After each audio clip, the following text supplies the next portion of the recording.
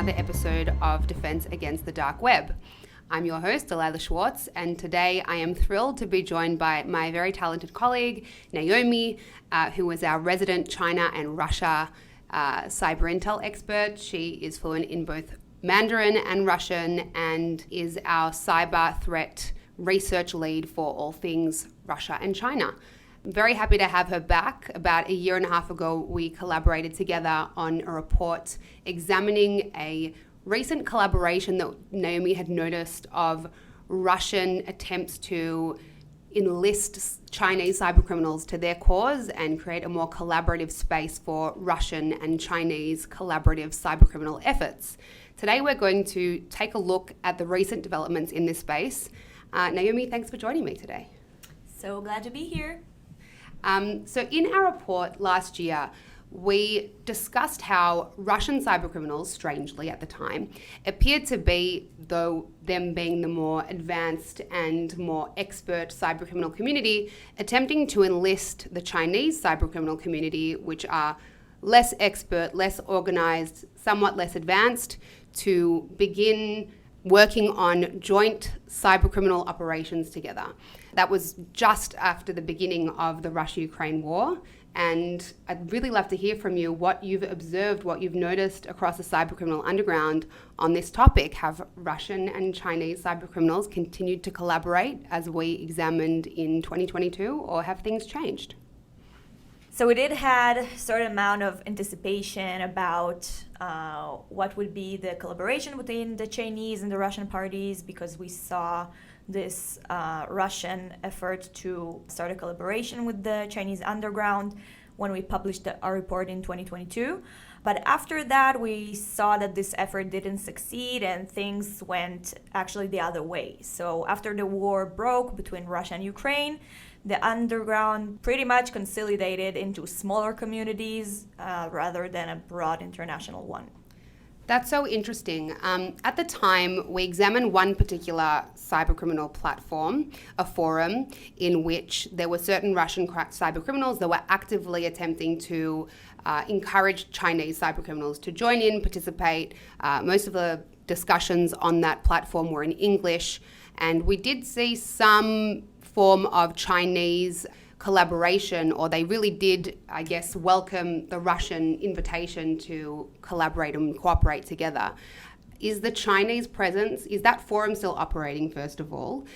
Is the Russian presence still there? And are there any remaining Chinese members that are active on that forum?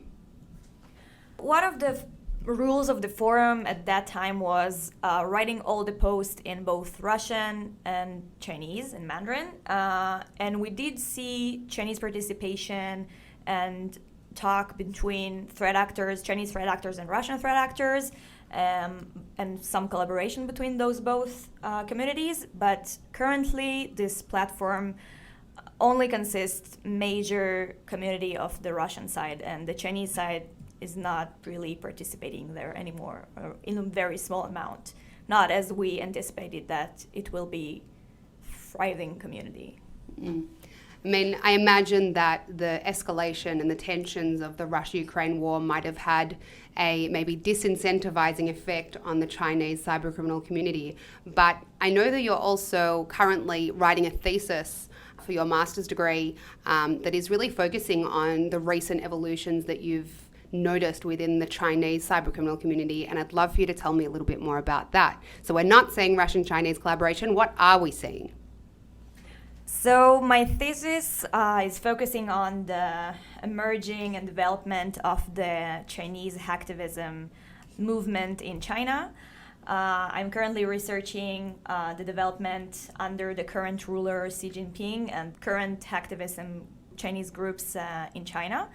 And we see a very interesting development, in my opinion, because at start, when Xi Jinping came into his office, we saw him prioritizing cybersecurity as a matter of government policy. And during his time in office, the Chinese state has systemized the cybersecurity education and promoted hacking competition within universities. And we see basically nationalized communities. So the Chinese government is trying to take those individual Chinese threat actors and take them under the government umbrella. And in my opinion, it's a very, very interesting trend. Wow, that's so interesting. So what you're saying, essentially, if I'm understanding you correctly, is that what in the past had been this sort of, nascent cybercriminal community in China of independent, non-state affiliated, maybe financially motivated threat actors in China that were trying to build and establish and uplift their communities sort of through a lot of support for one another. That was also something that we examined a year and a half ago about how, interestingly, in the Chinese cybercriminal community, there appeared to be a lot more encouragement of novice, younger or, less experienced threat actors and trying to help them develop their hacking skills. This sort of, group effort to build a stronger, non-state affiliated cybercriminal community.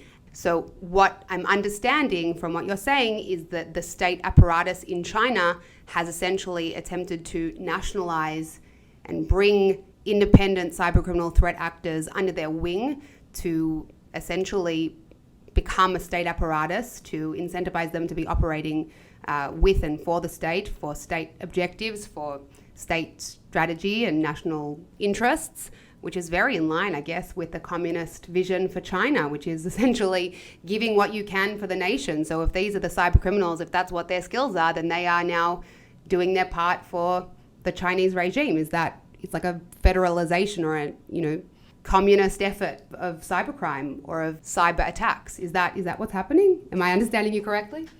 Yeah, you sure do.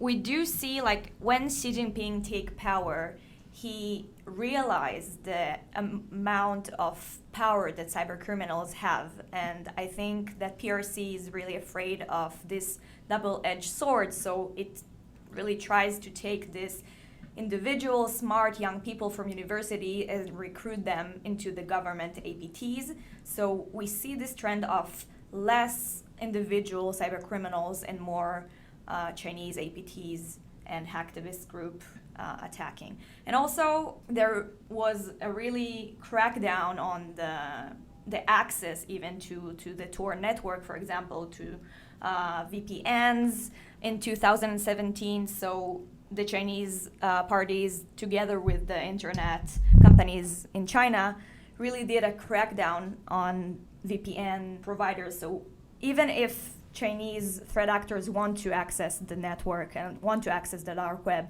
it's really hard for them to do that. So they turn to different kind of platforms, Chinese platforms, and not necessarily on the regular dark web. That's so interesting. So essentially the Great Chinese Firewall has become stronger and more successful at preventing access to sort of the undesired parts of the web, in a way to sort of force independent Chinese cybercriminals perhaps to, if they want to continue their existing, I guess, careers in cybercrime, that the only way they can do that really within Chinese borders is to do it for the Chinese government. That's really interesting. The other thing that's really interesting to me is the difference or the contrast with the Russian cybercriminal community. The major, most notorious cybercriminal gangs and groups are Russian by a landslide. And some of these are APT groups, and some of them, most of them, I would say, are independent actors, financially motivated, that are, conducting cybercrimes in order to make a profit. But what we've seen is sort of this ebb and flow with the Russian government and state apparatus, where they've turned a blind eye for the most part when these independent, financially motivated threat actors are targeting non-Russian targets, when they're sort of operating in line with what would suit the Russian state apparatus. So while they're not necessarily state affiliated or APT groups, they are still sort of operating with this unspoken agreement with the Russian government. And it's so interesting to see how in China, sort of that kind of idea is not good enough. It has to be more controlled, more tightly managed, which really, again, aligns with the general cultural differences between Russia and China and how those two nations operate in general. So I find that absolutely intriguing. Are there still independent cyber criminals or operations that cannot be linked to the government that are still going on in China today after this, massive effort by Xi Jinping? Yeah, so we do see small amount of hacktivism that is individual hacktivism in China.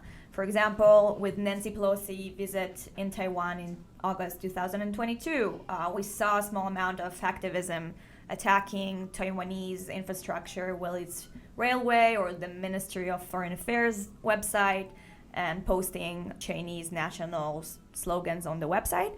But it is a small amount of Chinese hacktivism groups. So basically, when hacktivism community started in China in 1994, we saw a lot more groups there. We saw, for example, the Green Army and the Hongke Union of China, and then they sort of disappeared into the shadows during Xi Jinping era.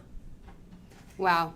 I'm also curious to know if you mentioned that because of the internet restrictions in China, these Chinese groups or threat actors or APT groups are not really operating or conducting their activities and discourse on the traditional dark web platforms, or even potentially the most popular deep web platforms, whether it's Telegram or Discord or Signal or anything like that. What are the sources? What are the Chinese sort of platforms that are most commonly used by Chinese cybercriminal threat actors or APT groups? So APT groups, I don't know if we can see any indication for those on the dark web because they're government affiliates and they're very well disguised.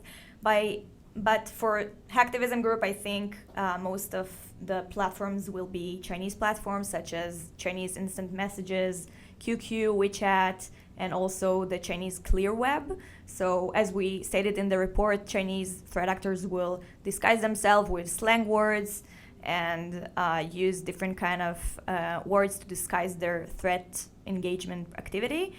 But yeah. I remember that we discussed in the report the Martian sort of code language that they were using. Is that still being observed, or because of the sort of mass exodus of independent cybercriminals in China, we're sort of seeing a silence, or is there much activity going on those platforms at all at the moment? Or is it, again, just these APT groups that are operating in the shadows affiliated with the state? I think we can see both. As I said, hacktivists are still a thing, but in a very smaller amount. So they do participate in chatters within those chat rooms and talk in this sort of slang, but it's less than we saw a decade ago. I'm not sure if we should be sort of, I guess, comforted by that or very, very concerned by that. That sort of, I guess, is a question that remains to be seen, and the answer, I guess, will come to light when it does. But in Russia, over the past year and a half, I'm sure that there's also been some evolutions within that cybercriminal underground ecosystem of highly advanced Russian threat actors. What has been the shift in terms of the tone? Has there been any further reverberations or impact from the Russia-Ukraine war? We saw at the beginning of the war a lot of hacktivist sort of activities from non-state affiliated Russian groups that were sort of, I guess, attempting to show their allegiance with the Russian government and their actions in Ukraine. What have you been observing recently on the underground in terms of Russian hackers, whether it be sort of hacktivist, financially motivated, or otherwise? Yeah, so the Russian underground is really different than the Chinese one. We saw that when the war broke between Russia and Ukraine. We saw this divide communities within the underground, where we saw pro-Russians and again Russian groups and threat actors attacking each other, and the underground just split to two communities. But after a while, we did see the Russian underground go back to profit discussions, cybersecurity concerns, and exploits. And those hacktivist groups against Ukraine and against Western targets basically moved to different platforms such as Telegram and Twitter, and we see discussions there. So the traditional forums go back to normal, go back to profit and money and cybersecurity exploits, etc. So I think the most interesting shift in the Russian underground was this Russian nationalism versus the anti-Western sentiment. So after the Russian war broke out, we saw Russian nationalism on the underground, and then it kind of shifted to Telegram. So we saw anti-NATO groups emerging, such as Anonymous Sudan and No Name, running a platform named the Dosia, which DDoS attacks on NATO affiliate targets. And I think this kind of trend of Russian hacktivism groups versus like doing anti-West, anti-NATO attacks is really what's been up to in the Russian underground. Yeah, I mean, when we were looking at sort of the threats that were targeting Europe earlier on in the year, one of the big attack vectors that we were looking at was these DDoS attacks, and also a rise in a new form of DDoS, which is like a ransom DDoS. These distributed denial of service attacks, which attempt to crash a platform or a website through all sorts of different mechanisms, and make it inaccessible to either customers attempting to use the website or the website operator, or if it's a business platform, preventing them from accessing the platform itself and thereby disrupting operations. Oftentimes this is targeting critical infrastructure, which appears to be a big target for APT groups, hacktivists and cybercriminals alike. We've also noticed, I feel, on the sort of pro-profit or the profit-aligned Russian cybercriminal underground that there's a bigger target on the backs of managed services providers, because they understand that if they are able to compromise a service provider that has multiple, sometimes hundreds or hundreds of thousands of customers, they compromise that managed service provider, that then have a plethora of targets that they can then compromise in a large-scale supply chain attack. But again, the hacktivist groups are still, doing their thing, whether at a lesser scale or not. The APT groups are certainly still attempting to, create a parallel battlefield in addition to the kinetic sort of man-to-man combat that was happening. There was a simultaneous cyber war going on, and still is. Also the deepfakes and propaganda campaigns. But, the profit-focused cyber criminals are very much upping their game. We've seen the most prolific ransomware gangs continue to be the Russian ransomware gangs that have, launched more than 2,700 ransomware attacks last year in 2022. It just shows that these Russian groups continue to be the absolute leaders within the cybercrime ecosystem and continue to be the most advanced, most notorious, most ruthless. But I find it really interesting to see how the dynamics shift and ebb and flow based on so many different elements, whether it be the geopolitical factors or profit focus. And another thing that a lot of cyber security experts have been discussing and examining since the Russia-Ukraine war has also been the fact that because of Western sanctions and because of the, difficulties of, the everyday Russian person to sort of make money, provide for their families, put a roof over their head, because of their inability to access funds that are, I guess, either in the West or unable to make money through their traditional sort of mediums.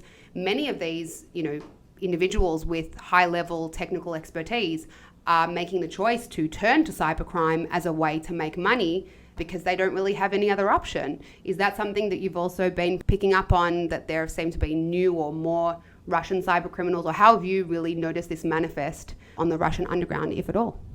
So indeed we see a shift of more profit as the war continues. And I think, as you said, one of the reason for that is just the heavy sanctions that were put upon the Russian civilians. And we see this kind of new model of DDoS as a service and ransomware as a service. So Russian cyber criminals go to hacking as a service kind of packages that they can sell on the underground to use and utilize their skills on the underground to just make money.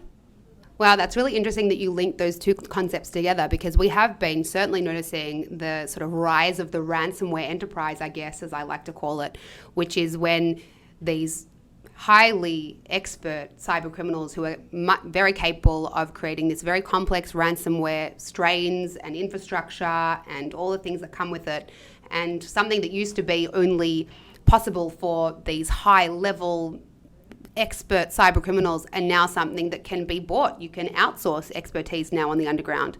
That, combined with the rise of initial access broker markets and also the use of generative AI and other automated tools, has led to the collapse of the barriers of entry to cybercrime, or the erosion of the barriers of entry to cybercrime, making more complex and sophisticated attacks within the realm of possibility for the less expert, less sophisticated cyber criminals that are sort of dipping their toes in cybercrime for the first time.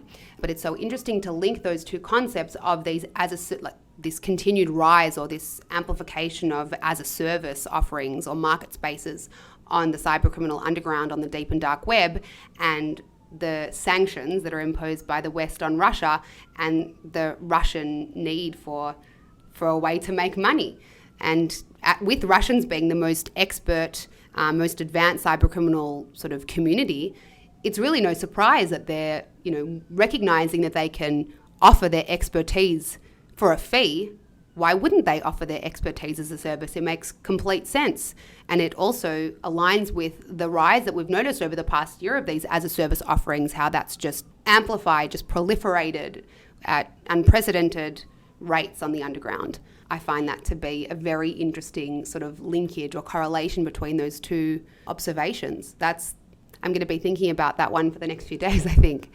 But what do you think, what do you anticipate based on your research, based on what you've observed, based on your day-to-day sort of just hanging around on the cybercriminal underground, whether it be on QQ and WeChat or Telegram or the other, dark web forums, platforms, marketplaces? What are your, expectations of how these two communities are going to continue to evolve and develop in the next coming months, either towards the end of 2023 or the beginning of 2024, when we chat again, hopefully not in a year and a half from now? But what do you think is going to be, I guess, the talking points? Do you have any predictions, forecasts, observations? So I always get nervous when people ask me for anticipations, but I'll say that with a disclaimer.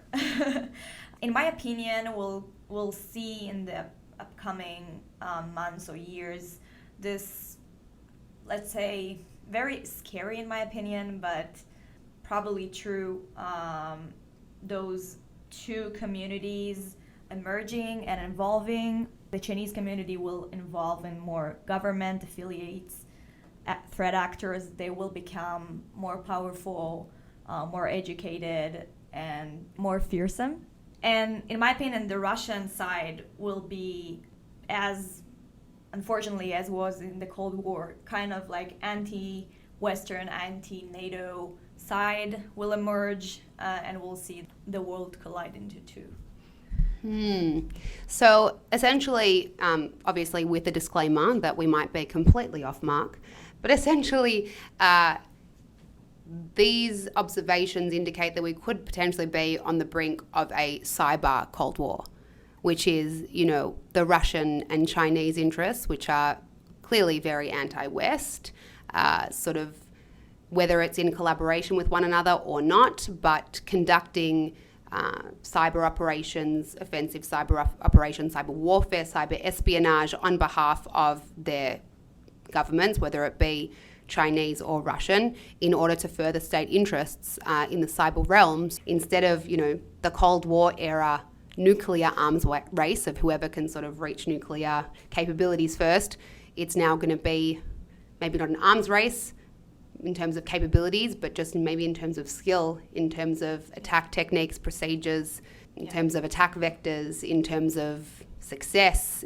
We are already sort of seeing the implications of state-sponsored cybercrime and how, when supported by the state, these cybercriminals really do become a force to be reckoned with. And I think in China in general, whether it be in technology or anywhere else, if you have the support from the government, you are more likely to succeed. You see the top CEOs of the major Chinese companies, Alibaba or whatever else it might be, AliExpress. These are massive Chinese billionaires that have succeeded massively because they've had the support and the encouragement and help from the Chinese government, and also funding. So I agree with you. It is a very concerning prospect that Xi Jinping has taken this group of independent cybercriminals under his wing, supporting them, giving them funding, educating them with the best of what China has to offer, which, as we know, is quite substantial and significant. So perhaps in the coming years, we might see China evolve, the Chinese cybercriminal community, whether it be independent actors or APT groups, becoming just as notorious, just as advanced, just as expert, if not more, than their Russian counterparts. That really is a very concerning prospect. Wow. Yeah. If I can summarize it, I'll think it's like becoming a bipolar world instead of multipolar world, also on the underground. Well, it's interesting because last year when we wrote the report, we ended up summarizing, or our sort of the cherry on top of our piece was sort of correlating it with what was going on between the leaders on the surface level, not underground, in the political discourse between the political leaders, how they were presenting themselves and what was going on geopolitically, internationally, in the wider international arena between countries. So I guess it's sort of happening again with the world becoming more polarized, also geopolitically. So too the underground becomes more polarized along those same political lines, especially when the state is involved in those underground affairs. So I'm really curious to see how that ends up manifesting, whether it be through the establishment of a very, official cyber branch of the PRC, or, departments or objectives, a more outspoken national cyber strategy. And if Russia's going to take the Chinese efforts as inspiration and try to nationalize as well their cybercriminal community, but I think they'll have a harder time trying to bring those profit-focused, independent cybercriminals in Russia under these state apparatus groups, simply again because of the cultural differences between those two countries. But wow, I am really looking forward to speaking with you again in however many months, or to see how these observations how these predictions have manifested in observations in your research. And I hope I'm wrong. But I really hope you're wrong. I really hope you're wrong. But with all of that being said, as cyber defensive experts, or those operating in the cyber defensive realm, I think that this just shows how important it is to really be putting effort into bolstering your cybersecurity program. Especially speaking about China, I'm sure all of you have noticed my accent. I am Australian, and China being so close, one of our greatest allies, but also one of our sort of silent but deadly allies. It's really important that we all begin shoring up our cybersecurity defenses, making sure that we have our ducks in a row before these groups become more adept at achieving their mission, whether it be through cyber espionage, cyber offensive operations, or otherwise. So it's really time to be recognizing that the traditional manual approaches of the past just can't suffice anymore in today's cyber threat landscape. And it's really critical that we all begin embracing innovative technologies to really bolster our cyber resilience, getting a firm grip around your attack surface, really understanding what it is that you have to protect, and be more proactive with your cyber defense rather than simply reacting. You need to really be investing in the right tools and solutions to be able to identify and defend against these threats, especially since we're speaking about APT groups, especially if you're operating in the critical infrastructure or any type of infrastructure that is critical for national security or national interests. So on that somber note, I suppose, Naomi, thank you so much for joining me today. Your insights are always so enlightening, and I always end up thinking about them for weeks afterwards. So, and I'm very much looking forward to reading your thesis when it's done, if you'll allow me to read it. I will. Thank you all for taking the time to listen to this podcast episode of Defense Against the Dark Web. I'm Delilah Schwartz, and as always, in the face of this highly complex cyber threat landscape, stay safe out there. Until next time.